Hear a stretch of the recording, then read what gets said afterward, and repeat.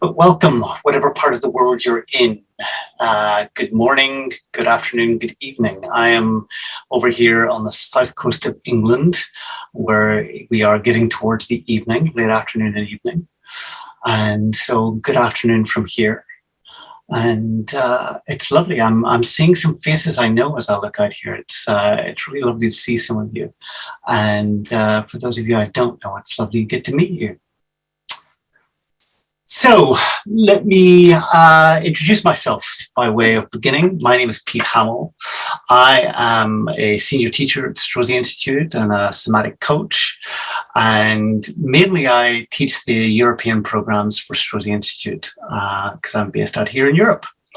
But I get involved in other bits and pieces along the way too. And I live in a place called Brighton on the south coast of England. So it's kind of, if you know where London is and you go straight south on a map, you'll hit Brighton. And that's where I am. It's a beautiful part of the world, right by the sea, which is a lovely place to live. I like living by moving water. I think that always makes a difference. And I live here with my wife and our 7-year-old daughter, who at the moment, unfortunately, is back to homeschooling. Teacher in the school had a positive COVID test, so we're back in the world of homeschooling this week, which feels like a massively retrograde step, it has to be said. Anyway, that's my world at the moment. So if you hear squeals or shouts or something in the background, that's a 7-year-old being homeschooled. Don't worry about it, it's all normal. Okay, so welcome. Today, our Leadership Dojo today, we're going to be focusing on stress and what happens to us under stress. And we're going to do a little bit of exploration of that. But before we get into doing any talking, I want to just allow us to arrive a little bit. So I'm going to invite you into a centering practice, which is the first basic practice of this work, really. So you can do this seated or standing. I'm going to stand up. Just move this. There we go. I'm going to stand up for this one. However you want to do it. But it's really, at this point, what we want to do is arrive into our bodies, arrive into this moment, out of whatever we've come from, out of not worrying about whatever we're going into, but just allowing ourselves to be in this moment with each other. So firstly, just allow your attention to drop down out of your head, out of the thinking self, into the feeling self. And really feel and experience your body. And as you do that, you might notice some aches and pains, or you might notice some spaciousness or tightness, some tingling or some numbness, whatever it is. Just allow yourself to notice whatever there is in your body today. And sometimes our body wants to just give us a little message, a little reminder about something. So notice whether or not there's any of that going on. Anything your body wants you to pay attention to.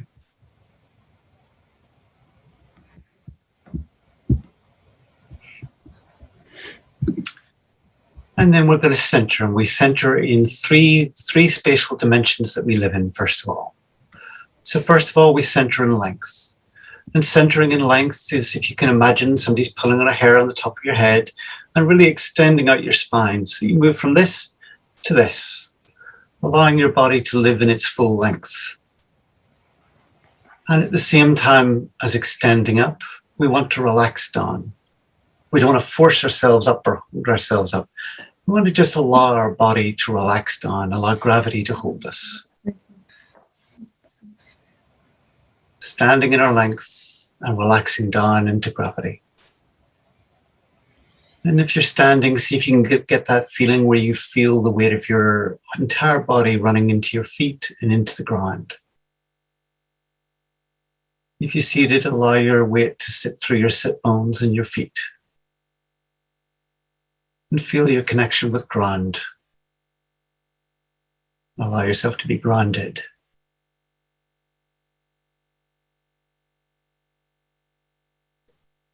In this work, we refer to length as the domain of dignity. If you ever go and see a dancer on stage, you'll always notice they tend to have perfect posture. And we often ascribe dignity to that kind of posture. But we also know that the first thing that happens when something impacts on our dignity is we collapse in length. So we're practicing standing in dignity. And notice what it is to hold yourself with dignity. If we don't hold ourselves with dignity, how can we expect anyone else to hold us with dignity?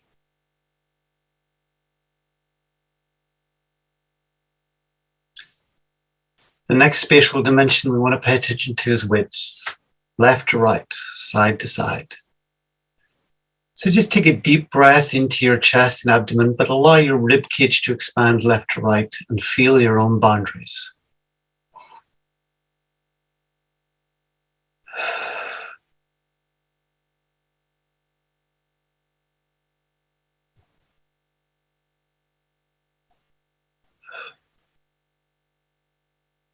And notice what it's like to feel your own boundaries, to feel yourself in that dimension. There's a whole group of us in this world who will hold ourselves in very tight and make ourselves very narrow, almost like we're trying to make ourselves invisible. And what it tends to do is it tends to invite people into our space, into our boundaries. It tends to give the space to them, and there's a whole group of people who will take that space. The way we hold our physical boundaries is exactly the same as how we hold our social, emotional boundaries, our psychological boundaries. So with awareness of our boundaries, we're practicing holding healthy boundaries.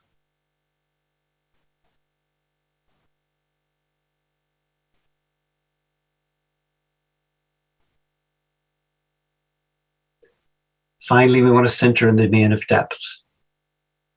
As a human being with a lot of sense organs in the front of our body, we can often orient towards the future is ahead of us and the past is behind us. So we're trying to find that place in the middle where we're not leaning into the future. You know those people, you see them driving, they're always leaning over the steering wheel like they'll get there a moment sooner if they're leaning over ahead of themselves. Or there's those people who are kind of leaning away from the world. It's like it's coming at me a bit too fast. So can we find that place where our weight is balanced across the heels and the balls of our feet? Or our back is balanced on our pelvis if we're sitting? And we allow ourselves to find that place where we're not in the future or the past, but we will bring ourselves into the present.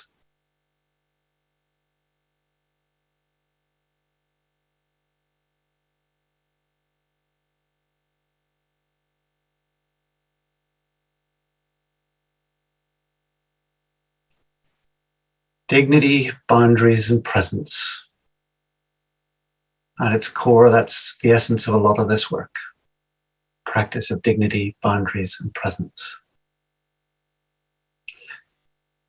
So take a deep breath down into your stomach and a slightly longer exhale. And really allow the air to move out of your lungs. And maybe another.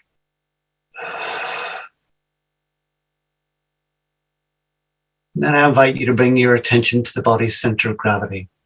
It's a point about an inch or two below the navel. So if you put your hand on your stomach with your thumb on your navel, your hand will rest nicely about where your center of gravity is, where your center is. The hara in Japanese, the tantien in Chinese. And just allow yourself to feel from that place. And let your hand drop away, but keep your attention there.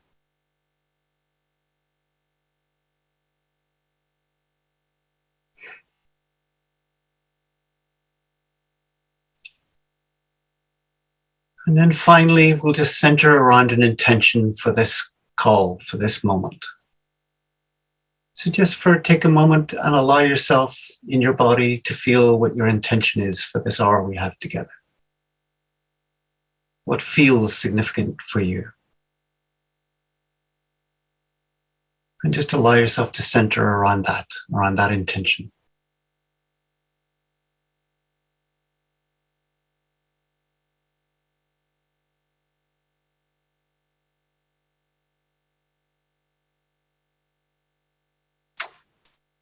Okay, so we're going to do another practice now, just to get our bodies into movement. So we're going to practice centering in movement. We can do this standing up or seated.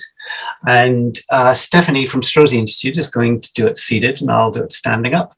So you've got a choice, which feel into your body, and go with whatever your body feels like it needs today. That's my advice to you. Needs or wants. And so this is a practice of the standing rowing practice that is from the Japanese tradition.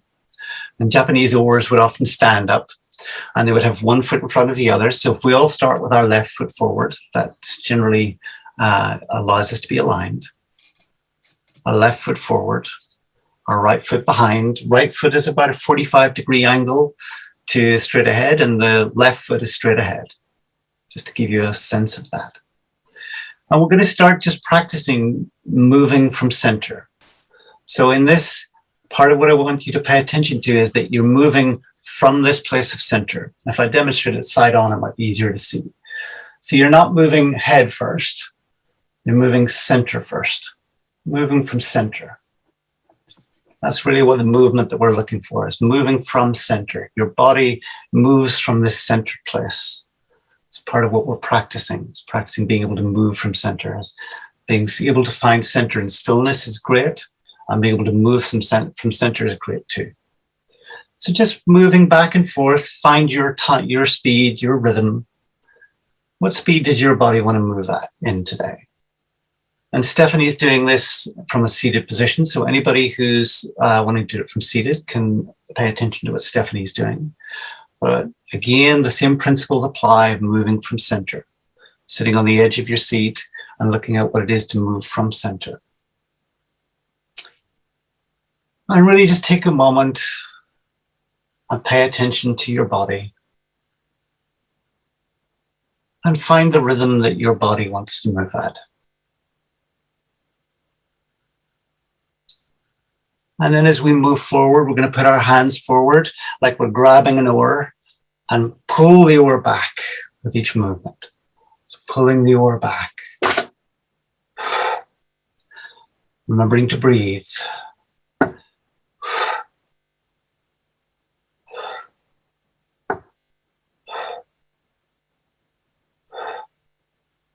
And noticing what happens to you as you do this.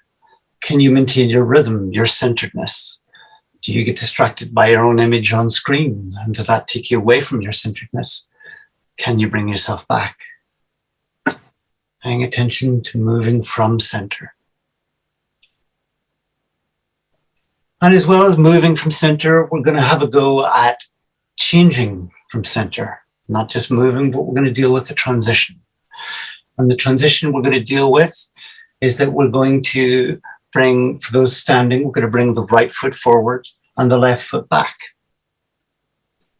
And seated, you're going to change the side of orientation from which you're rowing from. Stephanie's going to demonstrate that. Thank you, Stephanie.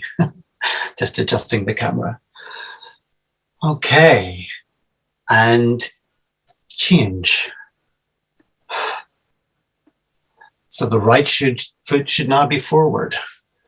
Same movement, finding your rhythm, finding your pace. If you got knocked off center in the transition, find a way to bring yourself back. See if you can keep the movement and the motion going.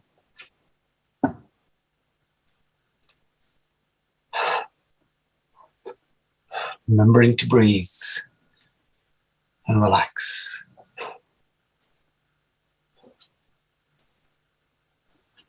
And change.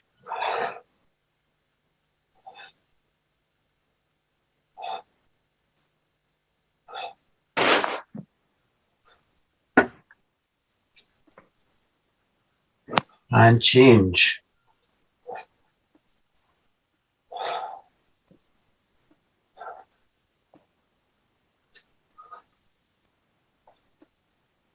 And change.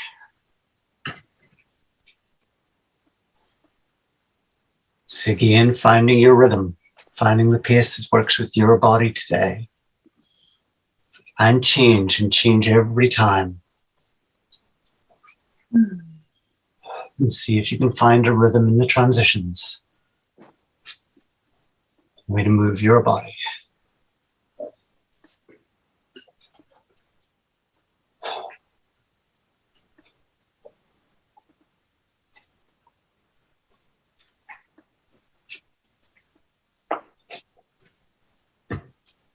And hold there.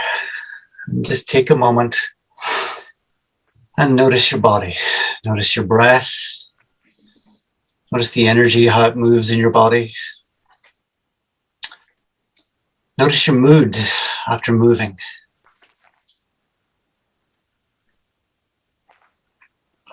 And notice what's there. Just take a moment to notice that. And let's extend some gratitude, a gratitude practice. We're in a world where a lot has been going on for the last while. And my guess is we all have stuff to be grateful for. As much as there's been challenges, there's all stuff to be grateful for. So take a moment and extend down to the earth. And extend gratitude to the earth for supporting us, for feeding us, for giving us grounding. The ability to show up as grounded in the world. And whatever you have to be grateful for.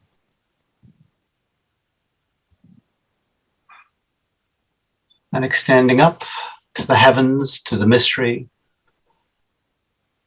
to whatever sense you make of all of that, and extend your gratitude to the sky, the cosmos, to it all.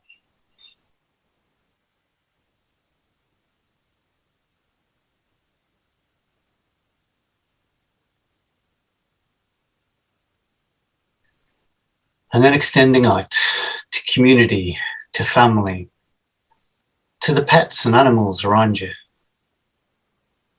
to those who you love,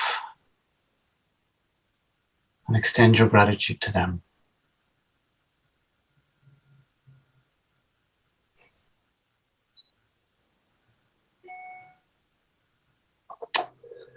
Okay, and let's return to seated or standing as you prefer. Some of you may prefer to stand.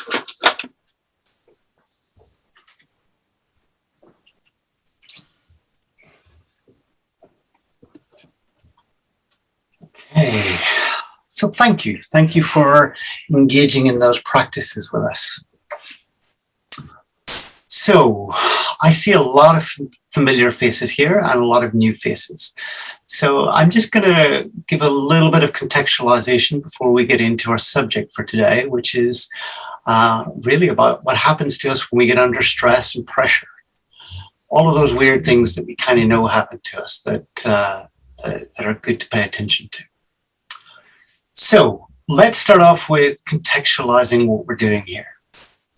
Inside of this body of work, part of what we're paying attention to is the body. That's not necessarily the common place to start in our culture. But our body is the first point of reference for how we experience ourselves. It's like, how am I today? Am I feeling confident? Am I feeling well? Am I feeling good? It's the first point of reference that I have for how I experience the world. Is it safe? Is this okay? There's a lot of talk these days about psychological safety, but how do we know that it's psychologically safe? Our body tells us. Our body gives us a sense of what's okay and what's not. So our body has a massive role to play inside of who we are in the world and how we experience the world. More than that, inside of this work, we would say that we embody ourselves. Arguably not a new idea. The French phenomenological philosopher Merleau-Ponty coined that phrase, 50, 60 years ago, I guess, nowadays. He came up with the idea that we embody ourselves. But again, not even new idea in those days either. And what do we mean by that? We mean that our personality lives inside of our tissues, our muscles, our fascia. We hold ourselves in a certain way to produce a certain way of being in the world, a certain persona, a certain self. So if we want to pay attention to the development of the self, then paying attention to the body makes a lot of sense. If we want to pay attention to personal change or growth or transformation, then paying attention to the body makes a lot of sense. So that's the world that we're in inside of this work. Very simple way of seeing it is I worked with a HR director at a big company.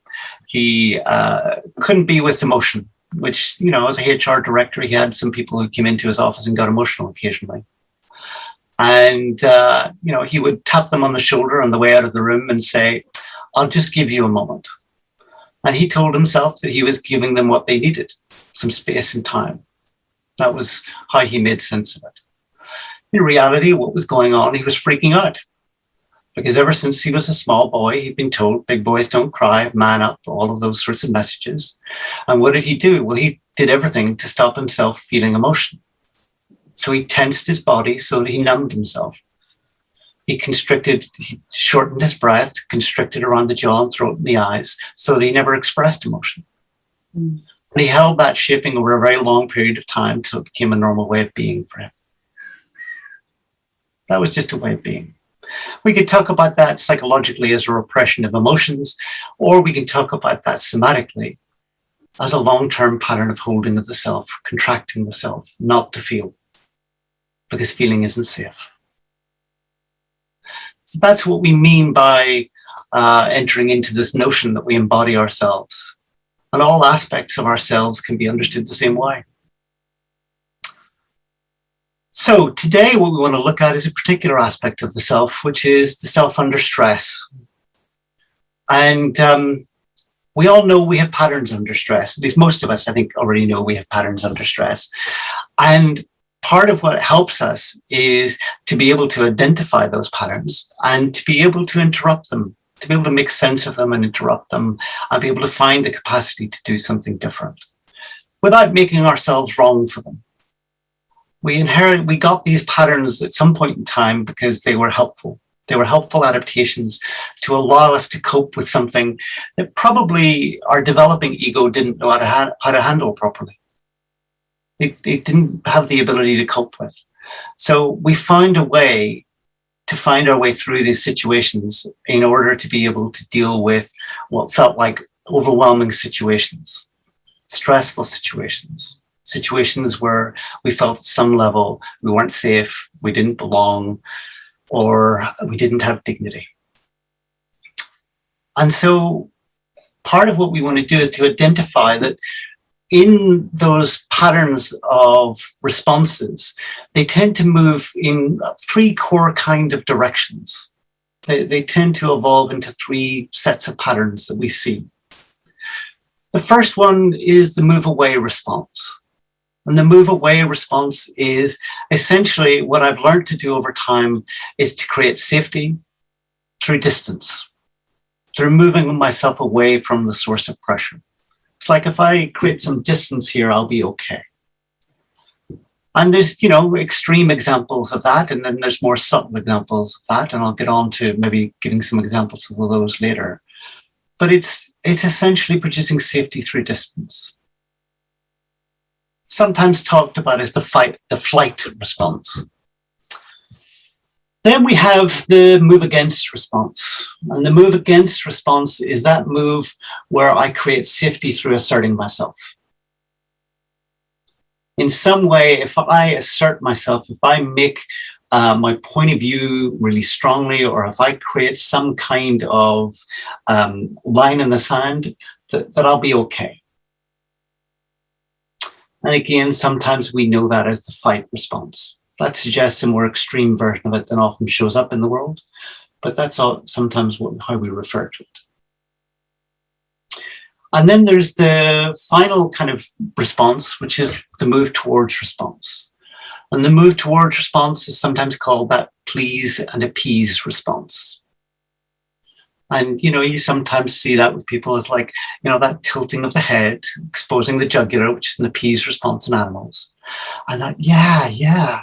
And they're kind of energetically pouring out of themselves towards you and going, yeah, really trying overly to connect with you, which is an appeased response, really.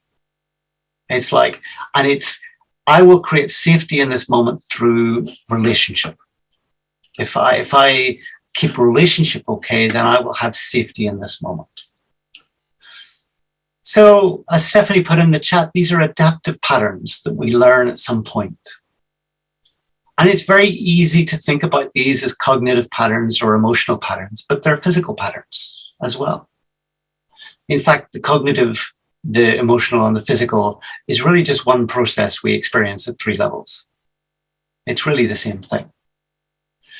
So we see that we develop these patterns over time, and you see that we can start to observe these patterns in ourselves and others, in our physicality. And it's often the place where we have most access to try to be able to do something different. With compassion for ourselves, that's always important. So, what that can look like is the move away response. We start with that one. Can be, that place where somebody just collapses and leaves the room. It's like they're no longer there. They've just collapsed a bit, and maybe they've pushed their chair back, sat back in their chair, and they're just no longer there. That's kind of a way we can do a more subtle move away. Or the person who, you're sitting in a meeting in those days when we all got to meet together in person, and all of a sudden somebody has kind of over time worked their way so they're no longer sitting inside of the group. Their chair's pushed back from the table, or it's out of the circle, and they're just a little bit of distance there. We can see, some of the more subtle aspects of the move away. Or you come into like a course, and you're there at the start of the course, or a networking event or something like that, and there's a whole group of people who are kind of just on their phones checking it out from a safe distance, trying to make sense of, is it safe here or not? These are all kind of versions of the move away that we see within people, creating that distance, moving ourselves physically out of the situation that has some pressure for us. Could be just social ambiguity, could be anything else. So we can see that. The move against, you can often see that tightening up that will happen across the chest, the armoring. Some people will ball their fists. You'll often see a tightening around the jaw and the eyes, and very directive body language that can start to emerge with somebody. And that can be like a move against response. It can be done very subtly and in a very sophisticated way, especially if you reach senior levels in big organizations. The way in which people act it out is often very sophisticated and very nuanced, but you feel it. You feel it in your body on the receiving end of it. So you'll always know it's there because we experience that. And then you have the move towards response, which again can be very gently done and very kind of subtly done, or it can be much more strong in the way we experience it.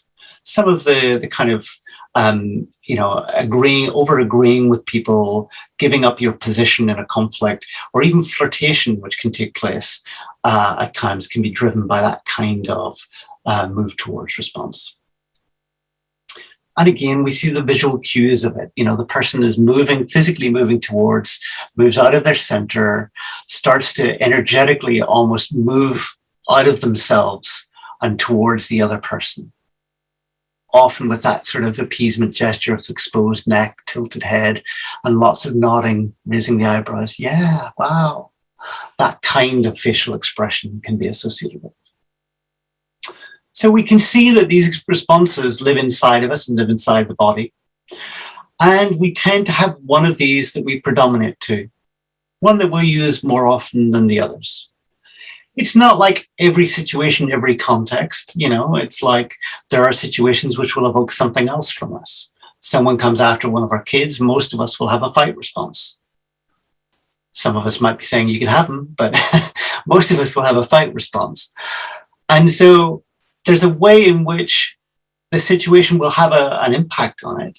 But then there's the day-to-day run of life, and there'll be a kind of like a predominant response that we find ourselves defaulting to, find ourselves going into.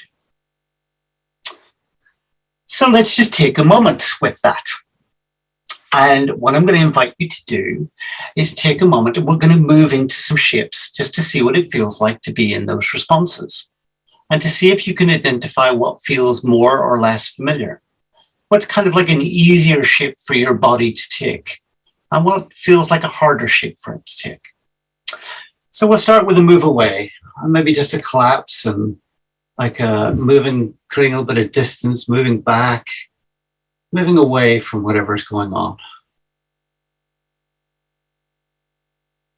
Maybe just energetically, emotionally disengaging for a moment. And seeing what that feels like just to be in that move away response. And how do you experience yourself in this? Is it more or less familiar to you?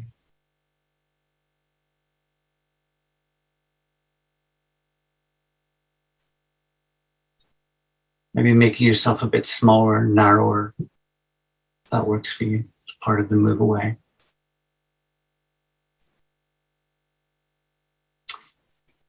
Okay, and then bringing yourself back. Take a moment. Just allow your body to come out of that place. Yeah. We don't want to take that away with us. What do you learn in the Leadership Dojo? I learned to make myself really small. That wouldn't be good. Okay, so next one. So this one we're going to move against. So do whatever you do to kind of armor yourself up and tighten your fists and tighten your jaw. And it's like you're going to give somebody a good talking to. Yeah. Bring yourself into what you do to produce that in your body.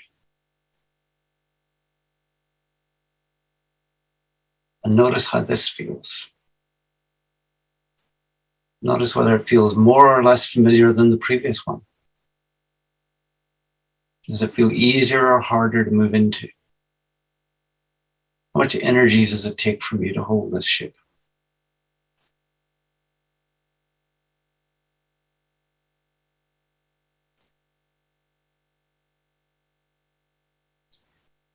And then let that go. Shake it off. Don't want to try to hold on to that too much. And then the please and appease. Okay, so we're moving towards again. So there's movement forward from the center line, if you like. But then we're also kind of looking at that appeasement gesture, really trying to choose somebody on screen. It's like you want to connect with that person. You want to really, yeah, you know. It's like if this relationship is okay, you'll be okay. Everything will be good. Yeah. And notice how it feels to hold that ship. Yeah. And again, notice whether this is more or less familiar to you. Is this a place that's comfortable?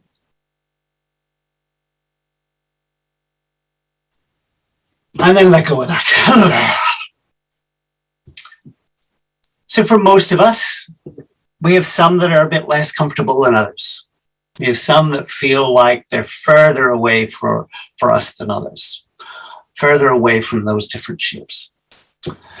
So what I'm going to invite you to do next is to think of a moment. It doesn't have to be recent, but it can be, where you find yourself under pressure, under stress, where you find yourself in a slightly triggered, reactive space. Could be, you know, that conversation with one of your family members that can do it. That's often a good place to trigger some of these things. Conversation with your boss, one of those emails, you know, those emails, one of those emails. That could be it. Whatever it is, just bring yourself, remember, find just one of those in your memory. And what I'd invite you to do is to use your faculty of imagination to bring yourself back into the reaction that you had to that, back into the feelings and the experiences you had in that moment of reacting to that email or that person or that event or that situation, and just allow yourself to go back into that space. And really allow yourself to generate that feeling.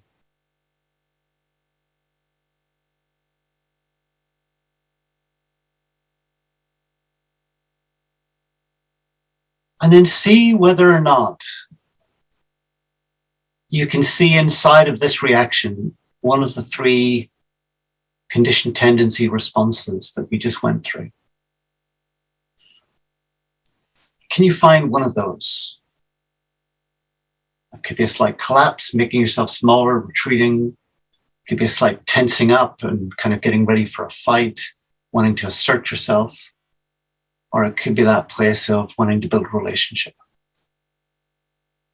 And see if you can notice inside your body how your body responded, which one of those shapes it moved towards. Can it be a pretzel shape of the three shapes? That's an interesting question. I've never had a pretzel shape as a descriptor before. So generally we tend to move towards one as the first point of response. So see if you can find one as the first one that you go to. That might be a helpful place to start with. There may be others that follow, but see if you can find the first one.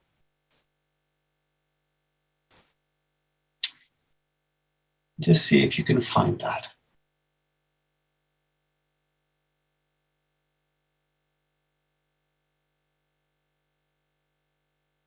Okay. So those of you on camera at the moment, anybody give me a thumbs up, find something, maybe thumbs down. What do you think? Thumbs up, lots of thumbs up. That's good to see. So any questions that evokes for you? Any questions that you need to figure out as you wrestle with this or think about this, experience it?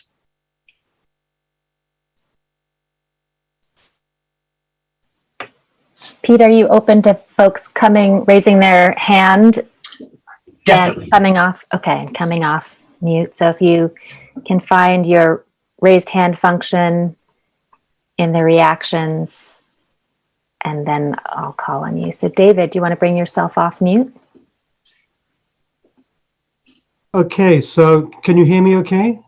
I can. Hi, David. Hi. I'm in the process of leaving a house that I've been in for nearly 9 years, which I'm finding extremely stressful. And I had somebody helping me last week, a close friend, and I just lost it several times.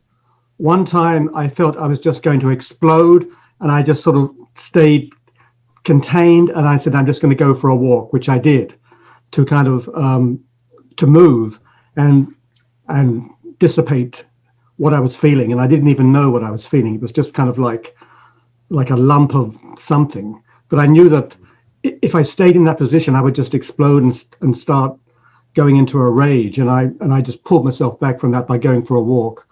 And so that's I don't know what that means in terms of somatics, but there we are. That's a full-on visceral response to a situation. Yeah. A lot of emotion, a lot of history contained inside of the body that is wanting to be expressed at this moment in time. Yes. One of the, I'm not going to get into coaching you because I don't have that permission to do that here, but one of the things that it makes me reflective on is, emotions kind of have a way in which they, until we experience them, they stick around. It's like grief, for example.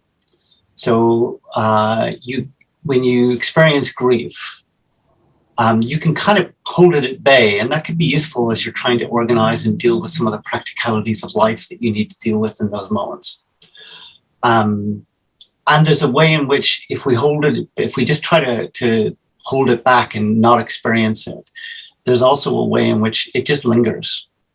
And it will stay inside of us as like a low-level mood until we allow ourselves to feel it.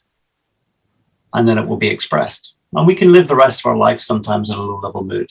But generally, at some point in time, it finds its way back out.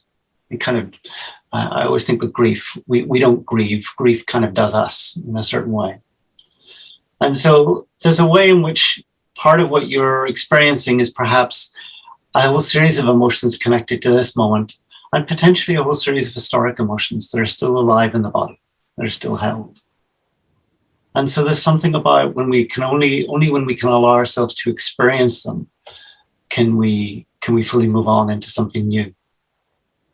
And so that's what your story evokes for me. It's like the experience of it. And the walk in the woods may well be a very helpful way to experience some of those in a kind of in a way that's safe for other people. It doesn't leak out at other people, that allows us to experience it and really feel them rather than be in reaction to them.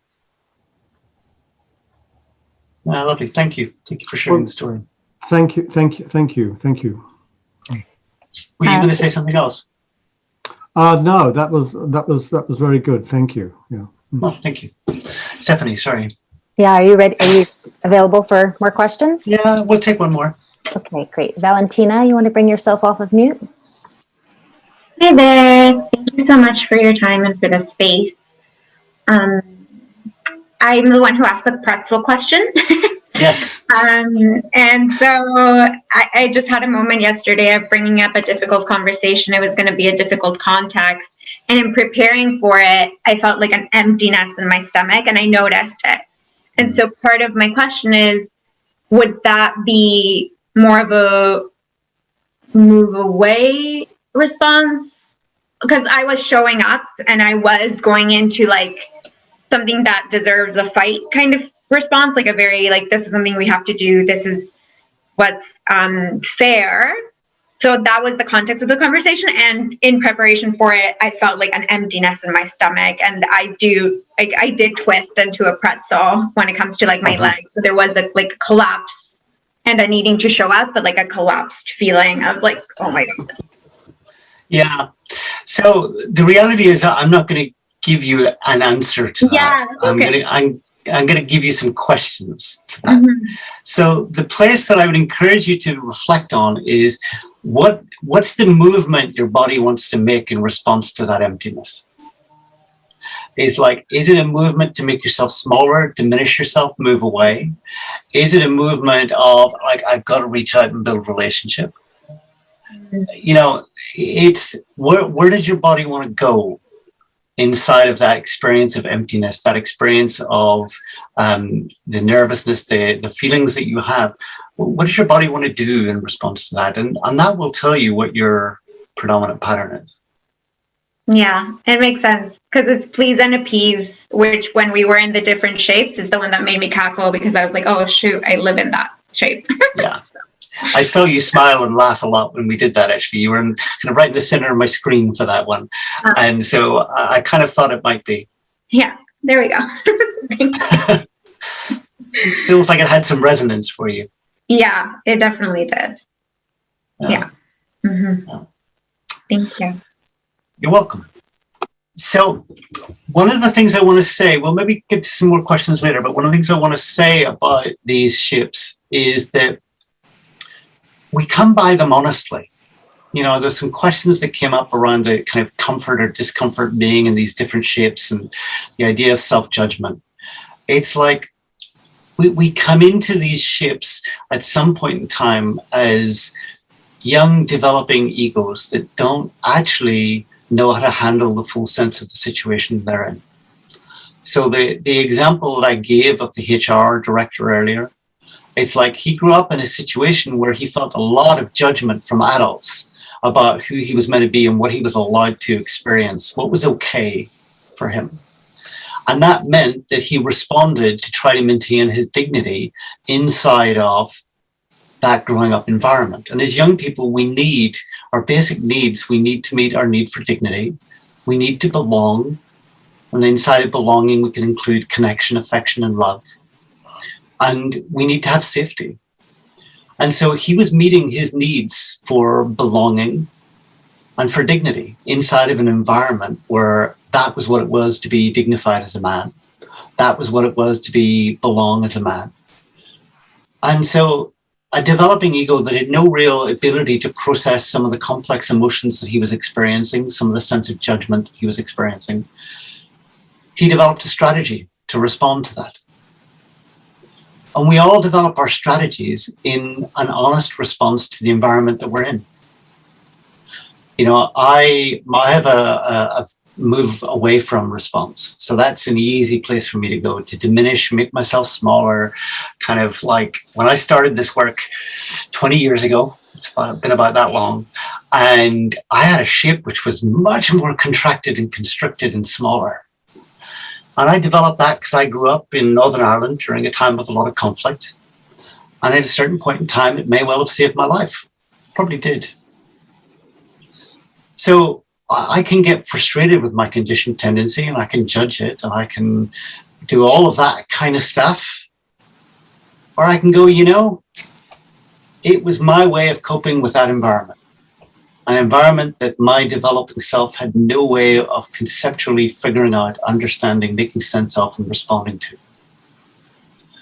And so it is for all of us. Our conditioned response to stress comes from a situation which was overwhelming for the developing self that we were. And is our response to that in that moment that gets practiced over time and repeated to the point where it becomes natural. It becomes a way of finding safety, dignity, and belonging inside of really complex, messy environments. I did some work a lot of years ago now with some troubled young people in central London and a part of central London. And to give you some perspective, we took these people away in a residential, and while they were away, there was no street crime in that part of London because we kind of had those guys. We had them with us. And when they went into their conditioned tendency responses, it was really obvious. It's like people would be running out the door, there would be chairs flying around the room, be really kind of easy to see. It's like, oh, that's a conditioned tendency, When we get to adults and we kind of grown up in a different environment, maybe a less chaotic environment, we often get to more sophisticated and nuanced versions of our conditioned tendencies. We often find ways to make them work for us. And they're always without choice. They're always a compulsive response to stress, which we learned at a certain point in time. So part of what we want to do is to develop and build our capacity to have more choice. And the first practice we started with today, the centering practice, is a way in which we can do that. As a way in which we can give ourselves the experience of more choice. We don't stay centered all the time. That's not how life works. Life happens. You get those emails. People say those things. You have phone calls with that family member, whatever it is.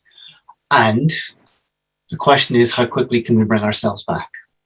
How can we bring ourselves back to the centered place where we can be at choice, where we can experience our emotions without being in reaction to them, without numbing ourselves out, without doing whatever we do? The thing that's elusive about our conditioned tendency responses is we push rationalize our responses. In other words, after we've done them, we tend to make up a reason why it was a good idea to do it. I talked about the person at the side of the room at a networking event or something, kind of on the phone doing emails, creating some distance. It's like you ask them afterwards, they'll be like, oh yeah, some really important emails to deal with. And it's like, yeah, there are always important emails to deal with. There are. There just are these days. There isn't a time when there isn't. And in that moment, for what you're there for and your purpose and your intention, was that the thing you needed to be doing? Most of the time it isn't. But we're very good at post-rationalizing our responses in such a way that justifies them. So part of what we want to do is bypass that cognitive argument inside of our head over whether it was a good idea or not, and really pay attention to our body and pay attention to the somatic experience of our conditioned tendency response. How does it live in our tissues? And how can we bring ourselves back into a place of center? So let's take a moment and let's, for each of you, bring yourself into what you feel like your conditioned tendency shape is. So whatever it was you kind of discovered in the exercises that we did, just find your way into that shape and what it looks like. And bring yourself into that. And as you do that, notice what you do to produce that shape. What do you do physically to produce that? So for me, I'm rolling my shoulders forward and making myself narrower in width. My legs have gone tight and in. My feet have gotten tense. My jaw gets tenser. My eyes get narrower. My gaze comes in. Tunnel vision a little bit. These are the things that I do to produce this. Like my sense of myself goes deep into my core, protected from the world. And I do that really with a contraction across my stomach and my abdomen and my chest, really at the diaphragm. So just notice what that is for you. And then bring yourself into a centered place. So our centering practice, extending up and relaxing down, either seated or standing, living in your dignity. One of the key things that we need to do at a moment when we go into our conditioned tendency is be in a practice of holding our own dignity. Taking a deep breath into your chest and abdomen and really letting yourself expand left to right and hold your boundaries.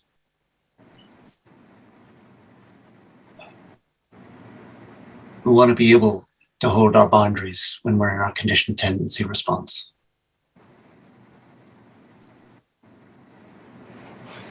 And then finding your center front to back, your depth, not into the future, your anxiety about the future, not into your replaying of the past. Finding that place where you bring yourself into the present moment. Balancing the back over the pelvis if you're sitting down. Balancing the heels and the balls of the feet if you're standing. And bring your attention to the body's center of gravity. Putting your hand there if that's helpful. Inch or two below the navel. And feel from that place. And allow yourself to feel whatever's going on inside of you, inside of your system, your body, your nervous system in that moment.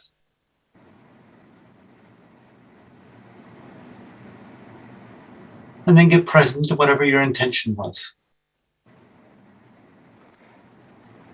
And sometimes in the middle of a tricky situation, let's just bring ourselves present to our intention with this person, or our relationship, or our intention with this meeting, or a sense of our purpose, a sense of what we're committed to.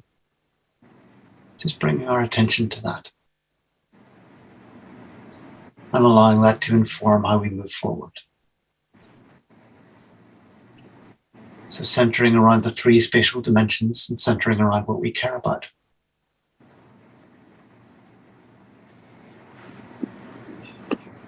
So center is the place of choice, the place of choosing action rather than being driven by our compulsive histories, our conditioned histories.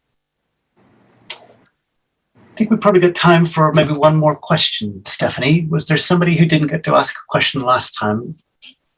Do you want to check in and see whether or not they still have a question? I did get a message from Carol Swan that you have a question if you want to bring yourself off of mute. Thank you, Stephanie.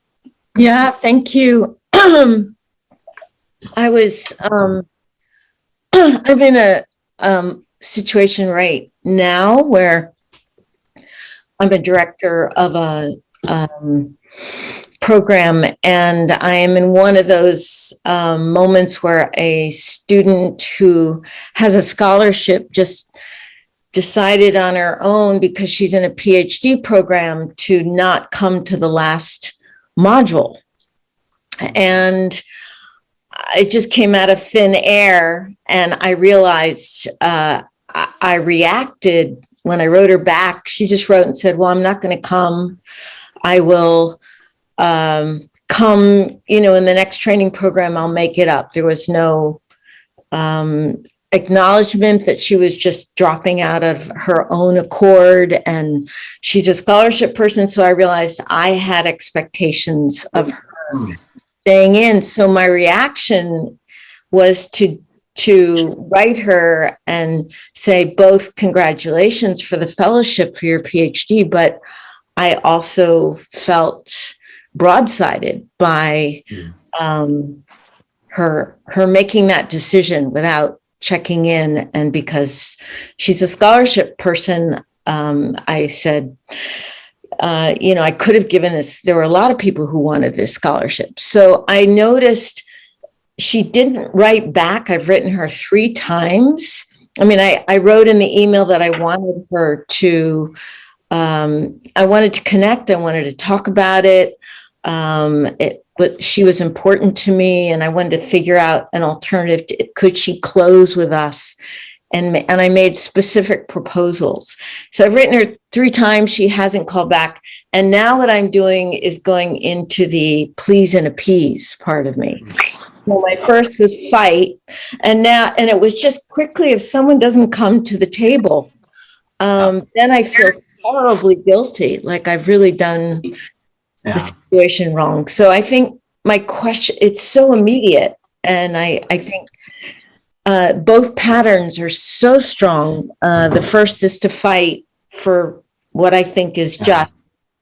And so I'm, it's like, wow, what would I have done differently? Because I needed to stand in for the program and stand in for the privilege of a scholarship. Well, there are many things you could have done differently, but the first move is always to center and to notice that we're triggered. So the way of orienting in this work is like everything starts in the body.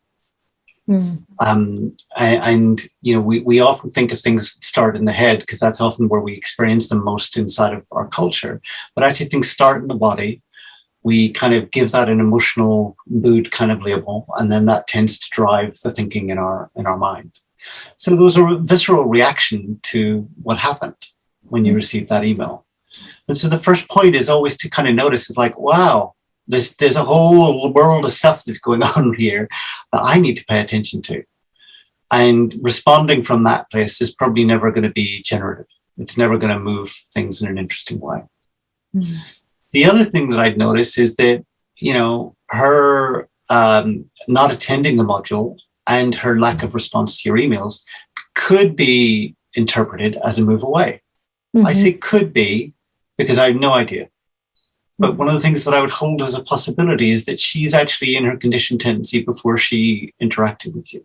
Exactly. So the opening place would be to center yourself and then to choose to find a way to connect and to find a way to connect from a centered place that starts to explore what's going on.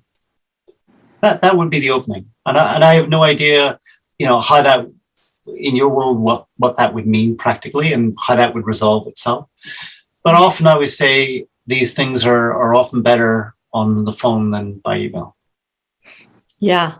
Yeah. I can't get her on the phone. Yeah. Yeah. It's like when someone didn't come to the table, someone come to the table. And then it was I noticed this so quickly in myself, where it's the 2 patterns are one follows the other very quickly. Yeah. If someone won't come to the table, then the taking it on as, what did I did? Maybe I did it wrong. And so one of the things that I would say about that is that often a move against can be followed by like a guilt reaction. Yeah. Especially for women, more for women than men, because women it's less allowed as a response socially for women than it is for men. I mean, if you see the social reaction to it, mainly because men are uncomfortable with it. And so that's probably part of your conditioning in there too. Mm-hmm. I'm going to leave it there for the basis of time, but thank you for your question. Thank you. I want to hand over to Stephanie just to say a little bit about upcoming programs. Yes. Me also, yeah. There we go.